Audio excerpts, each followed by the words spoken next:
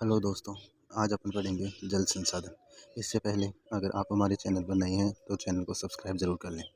जल संसाधन एक नवीकरणीय संसाधन है जो पृथ्वी की सतह पर लगभग 3/4 भाग में विस्तृत है। अनुमानित है कि सन 2025 तक जल की अत्यधिक कमी हो जाएगी एवं उन क्षेत्रों में शामिल हो जाएगा जहाँ पर जल की अत्यधिक कमी होती है। प्राचीन भारत की जल कृतियाँ। इलाहाबाद के नज़दीक श्रीविंगरा में गंगा नदी की बाढ़ के जल को सुरक्षित करने के लिए जल संग्रहण क्षेत्र।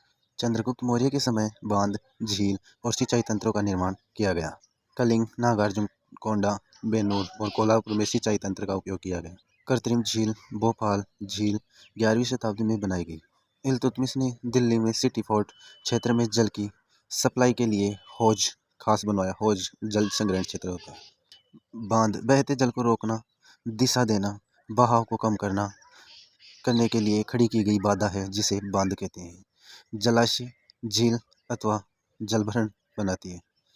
बांध जलाशय, झील अथवा जलभरण क्षेत्र बनाती है। बांधों का वर्गीकरण। बांधों का वर्गीकरण संरचना और उद्देश्य या उद्देश्य ऊंचाई के आधार पर संरचना के आधार पर लकड़ी के बांध, तटबंध या पक्का बांध। ऊंचाई के आधार पर बांध, बड़े बांध, मुख्य बांध या नीचे बांध, तीसरा मध्यम बांध, चौथा उच्च बांध। वर्षा जल संग्रहण। वर्षा के जल को संग्रहण करना, इकट्ठा करना या एकत्रित करना वर्षा जल संग्रहण कहलाता है। जल संग्रहण के लिए अनेक तकनीकें अपनाई गई। पहाड़ी और पर्वतीय क्षेत्रों में लोगों ने गुल अथवा कुल जैसी वाहिकाएं बनाई गई जिससे जल का संरक्षण या संग्रहित किया जा सके। गुल या कुल में नदी की धारा का रास्ता बदला जाता है। छत वर्षा जल संग्रहण करना, बाढ़ जल वाहिकाएं बनाना, गड्ढे बनाना, जैसलमेर या मरुस्थलीय क्षेत्र में खडीरिया जोहड़ बनाना, टांका बनाना। टांका भूमिगत टैंक जल को संग्रहित करने का यंत्र है। वर्षा के जल को आमतौर पर या ग्रामीण भाषा में पालर पानी भी कहा जाता है।